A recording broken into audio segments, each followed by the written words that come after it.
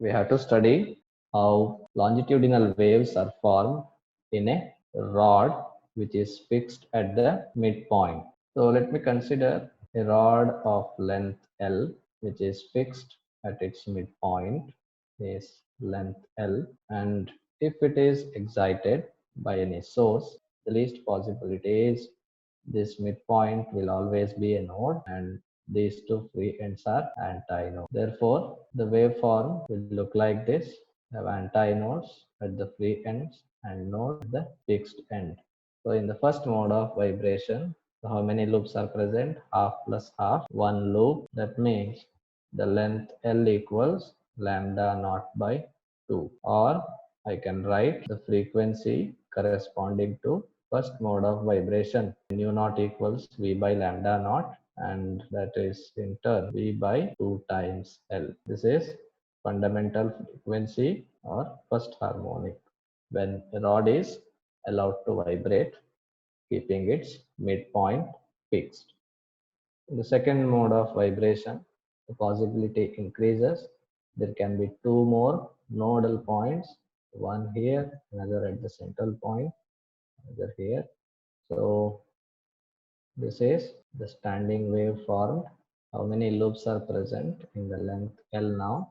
There are three loops. The second mode of vibration is having three loops. Therefore, how is it related to wavelength? It will be L equals 3 times lambda 1 by 2. So the frequency corresponding to this mode of vibration, let it be nu 1 is V by lambda 1 or V by 2 times L by 3 or 3V by 2L, or mu1 can be written as 3 times fundamental frequency. So this is first overtone or third harmonic. Next mode of vibration, for third mode of vibration, we get L equals pi lambda 2 by 2, or the frequency mu2 equals V by lambda 2, or that is 5V by 2 times L, and I can write frequency nu2 equals 5 times nu naught.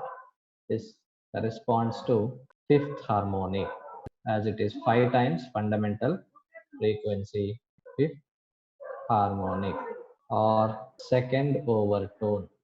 So these are the modes of vibrations formed in a rod of length L fixed at the midpoint.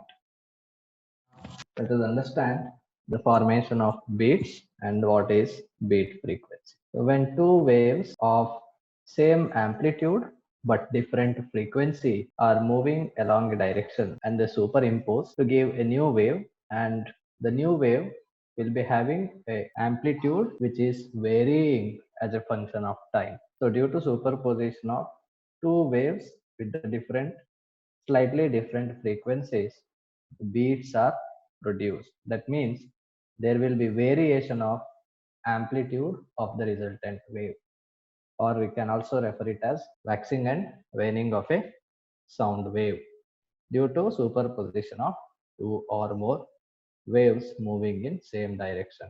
Let me represent the displacement of first wave by y1 equals a sine of omega 1 t minus kx, and it is moving along positive x direction.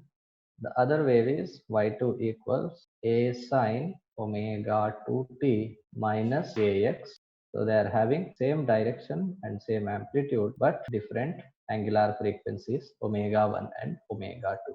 When they superimpose, the resultant amplitude y equals y1 plus y2, and making use of trigonometric formulas, we get 2 times a into cosine of omega 1 minus omega 2 by 2 into t into sine of omega 1 minus omega 2 divided by t into t minus kx.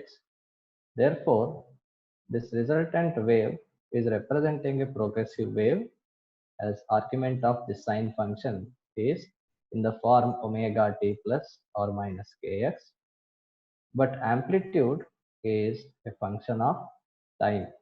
This is increasing and decreasing as function of cosine. Therefore, the resultant wave amplitude will be varying with the time. Now I can define the beat period.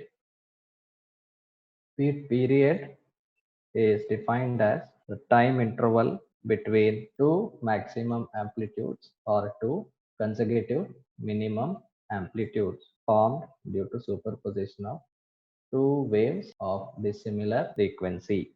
And beat frequency is number of beats formed in a second, represented by nu b, that is equal to number of beats obtained per second.